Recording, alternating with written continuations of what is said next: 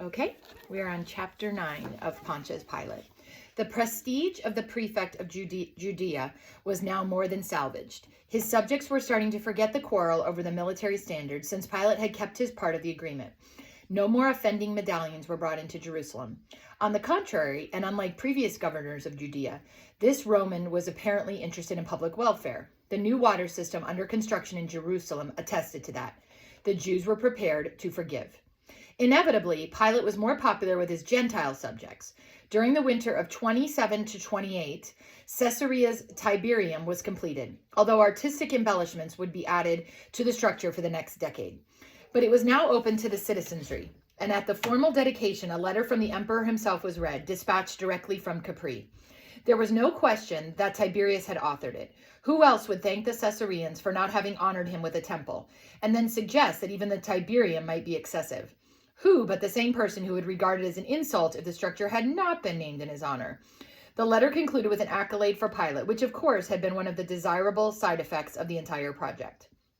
The following spring, Pilate took Procula north to Antioch, the Syrian capital, on a business and pleasure visit. He had administrative matters to discuss with Pacuvius, the legate and acting governor in place of the absentee Aulus Lamia. Pacuvius, Pilate discovered, was an epicure who had one of the strangest habits imaginable in an era of bizarre conduct. He regularly held mock funerals for himself. In the midst of the feasting and drinking at his own wake, he would have himself carried to the bedroom while his eunuchs sang, "He has lived his life, he has lived his life." He explained it to Pilate as thus: "This way I get to enjoy my own funeral, and each new day is a bonus for one fully prepared to die." Pilate did not try to plumb Pacuvius's logic. Procula, meanwhile, went sightseeing in Antioch. She found the city corrupt, confusing, crowded, but a richly cultured and altogether fascinating place. To the unskilled observer, it seemed another Alexandria, but this was no center of learning, as the Egyptian capital. Antioch was rather given over to trade and pleasure, with emphasis on the latter. Daphne, one of its suburbs, was well known throughout the Mediterranean as a hedonist paradise. A hedonist is someone who has no values or morals. A Levantine center for sacred prostitution. And so that would be prostitution, but as worship to the gods, etc. So in the temple, etc. One afternoon, while her husband was busy with Pacuvius, Procula paid a cautious visit to Daphne and was enthralled with the natural beauty of the sprawling park. Lushly wooded with thick groves of laurel and cypress, the delightful pleasure resort was gushing with brooks, rapids, and waterfalls. At the center of it all stood the great shrine to Apollo, which conferred the right of asylum on the entire preserve, and incidentally attracted to the park a variety of society's outcasts. "Please, pretty maiden, in the name of Apollo and Aphrodite, I implore your favors."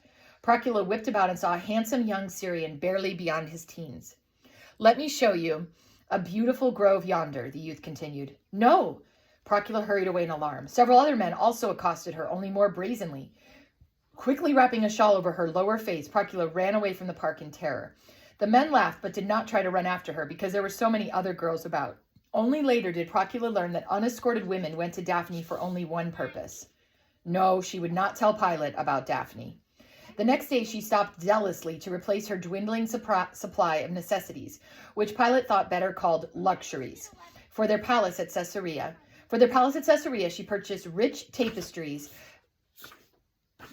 bas-reliefs, I don't know what that is, urns, statuettes, ivories, and an inlaid table, damascene silver, and other magnificently wrought furnishings as well.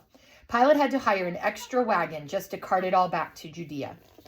His larger interests that spring were in Jerusalem. When he returned to the city at the Passover, Pilate spent most of his time on the hills with the construction crews. The aqueduct was taking shape.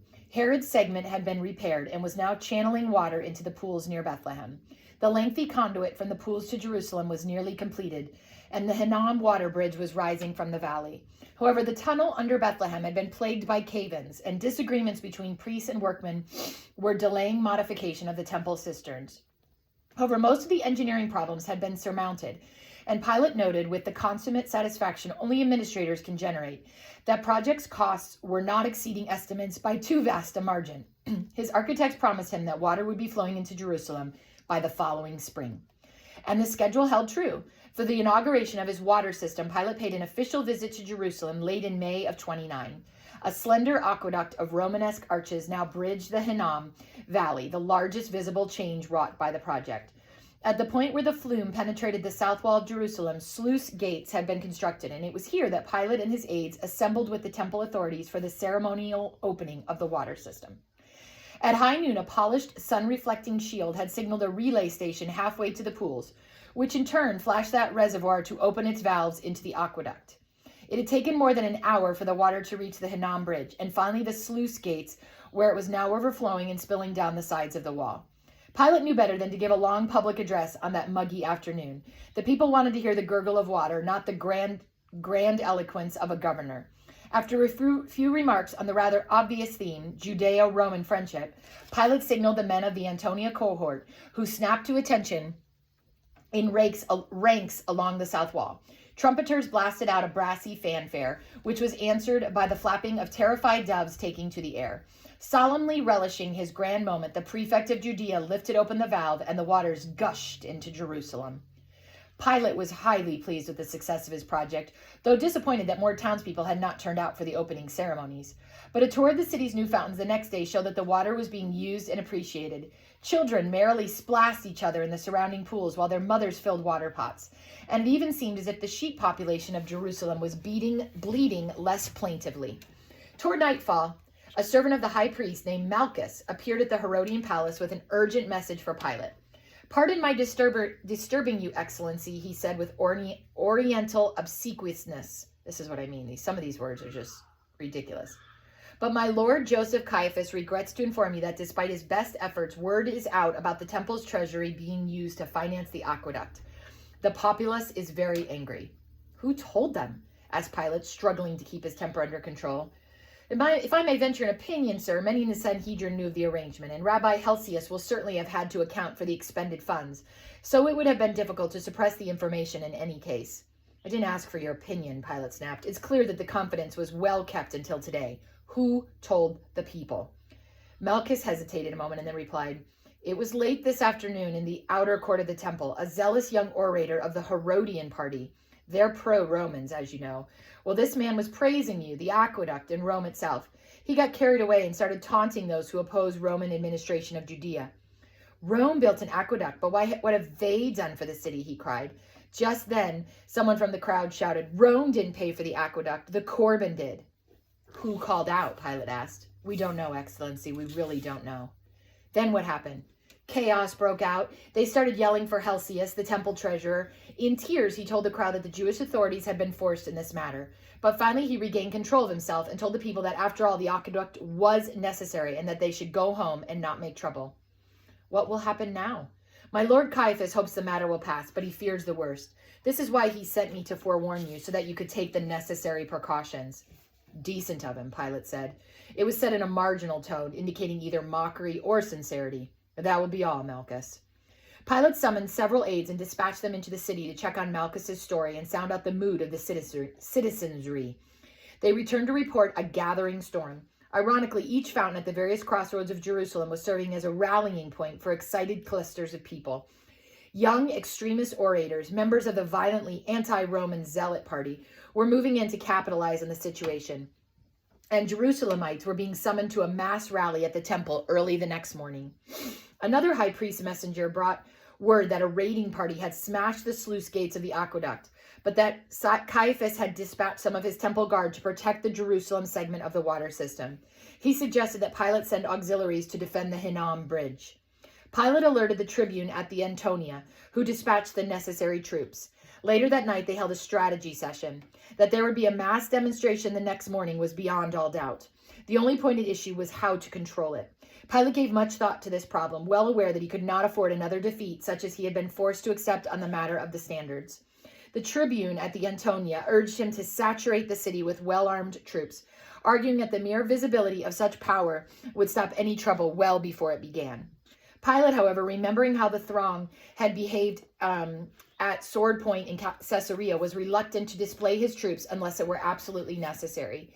He was convinced that the people, seeing themselves surrounded by troops, might react with peculiar frenzy, forcing a slaughter that might otherwise be avoided. But Pilate had no intention of losing control of the populace. After much deliberation, he devised an unorthodox plan. Somewhat skeptical of its success, the tribune accepted his orders and left the palace to prepare his troops for the following day.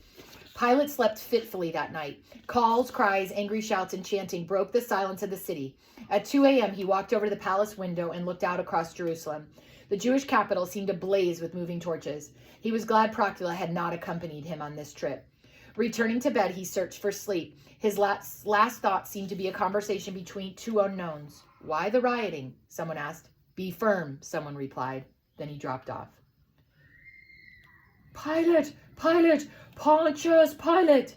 The thundering chant awakened him. He looked out. A huge crowd filled the gray-white expanse of the esplanade in front of the palace. Pilate! Pilate! Pontius, Pilate! The cry continued. Pilate summoned a herald, who went out and announced, the prefect will ascend his tribunal shortly and hear you, but your shouting must stop immediately or the square will be cleared by force.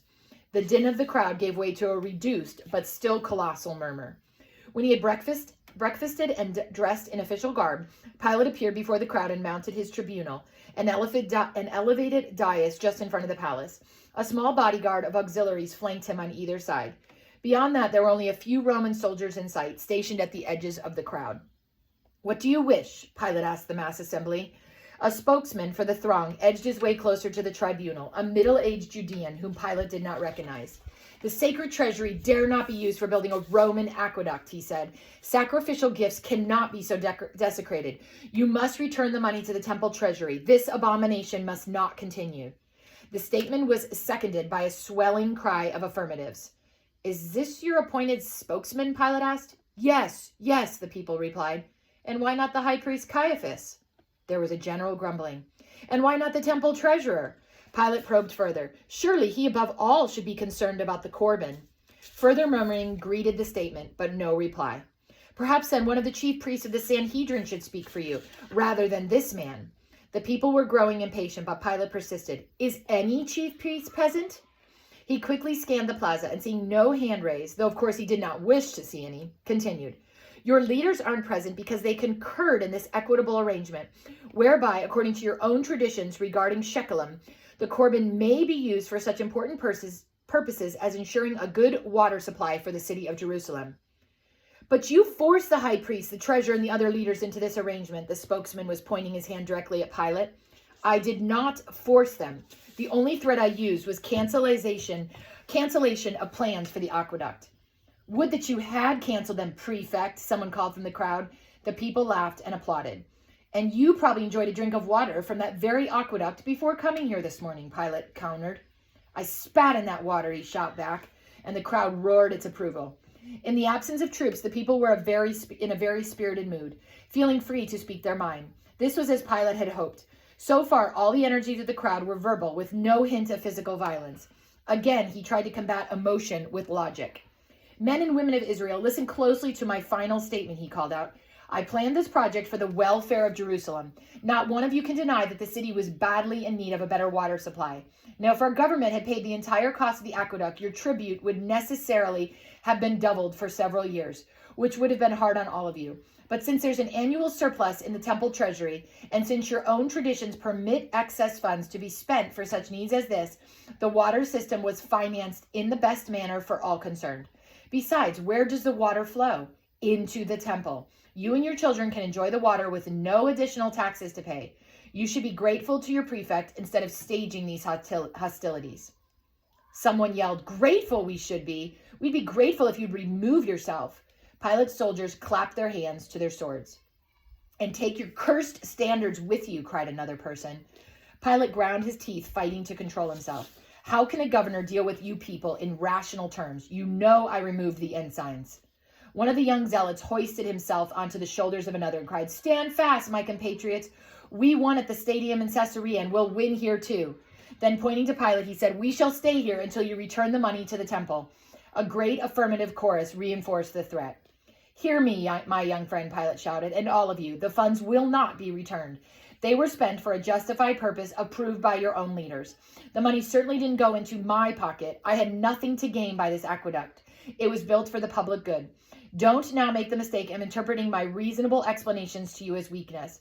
I tried to be fair. You've been unreasonable. This plaza will be cleared at once. With the first trumpet blast, you will leave in orderly fashion. At the second, my auxiliaries will advance and clear the square by force. Do not wait for the second trumpet." He turned and signaled his trumpeters.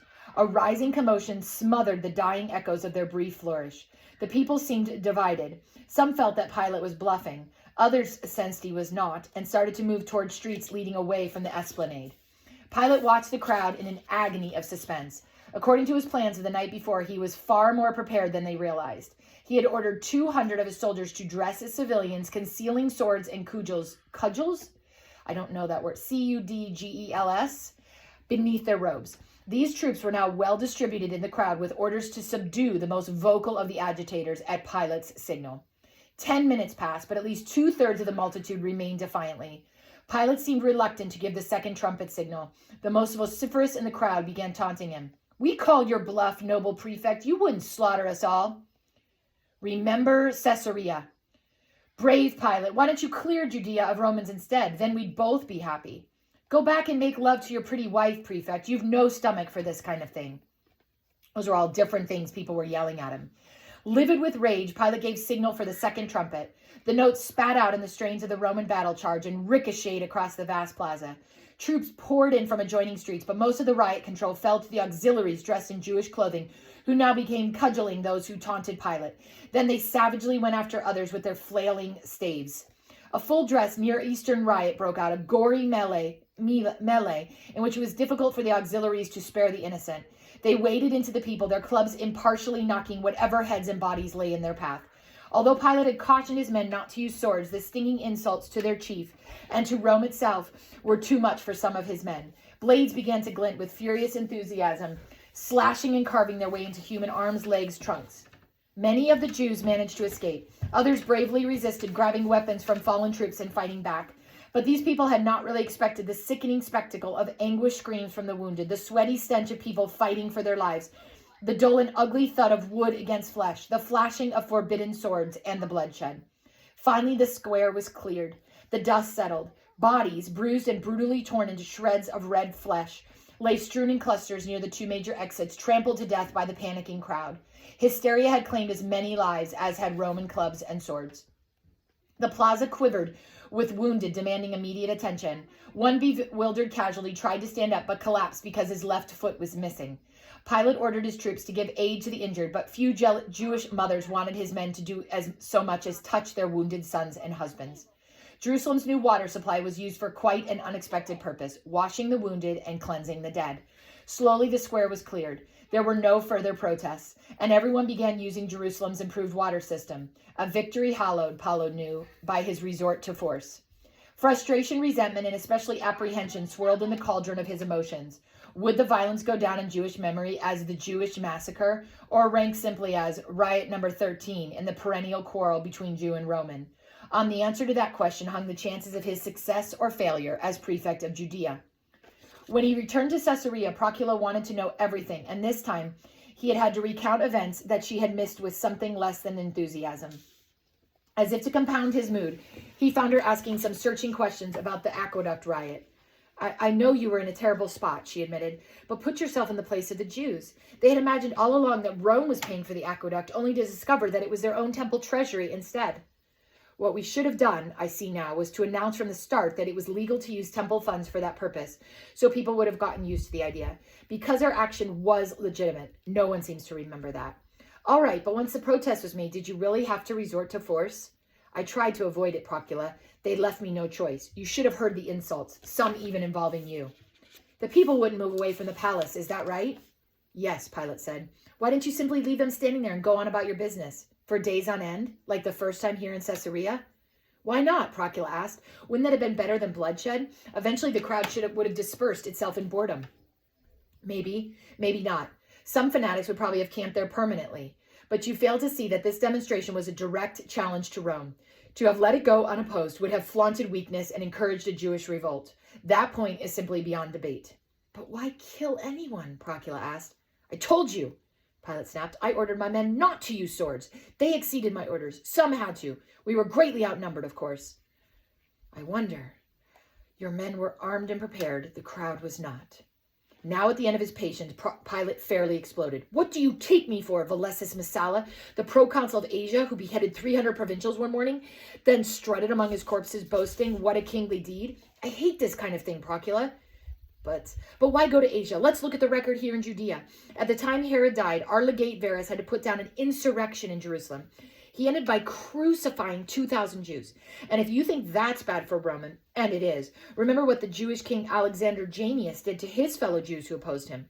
While that wretch was lounging with his concubines at a public feast, he had 800 of them crucified for his entertainment.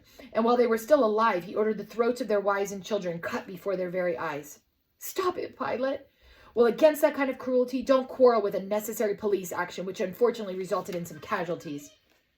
Tell me, Pilate, Procula said, can one justify a wrong by resorting to a favorable comparison with a greater wrong? Pilate clenched his hands until his knuckles whitened. I had to do it, Procula. And that's the end of chapter 9.